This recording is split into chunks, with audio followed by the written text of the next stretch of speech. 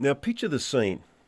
The ACDC concert in Sydney, the next one that they stage, and they put out a press release and they're announcing that there will not be any vegetarian food served up during the concert. You won't be able to buy anything vegan at ANZ Stadium. Imagine the hue and cry. Does that mean no bread? There'd be Nothing, just meat. Pure slabs of meat being sold.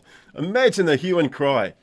Well, maybe there wouldn't be at the ACDC concert because that's all you want anyway. There'd be a massive amount of publicity if ACDC had as part of their music and part of their image that they didn't like you eating anything other than meat, only meat, no bread, nothing at all, then that would be a legitimate thing. But the point you're trying to make is that Morrissey, quite a coup for the Sydney Vivid Festival, Morrissey is coming to play at the Opera House. Morrissey is a vegan who is vehemently against the idea of eating animals and eating meat.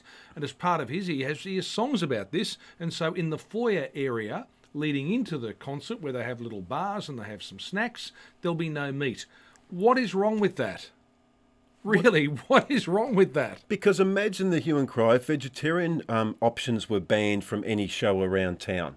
There would be. Vegetarians are very precious about their food menus and what they eat. And there is a strain of vegetarians who are very militant, who like to force it on other people.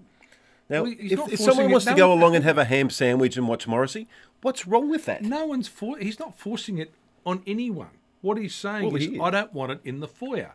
Now, the truth is that if there was going to be a problem with this, he'd have problems selling tickets. They're going to have a ballot to try and give these tickets away, such is the demand.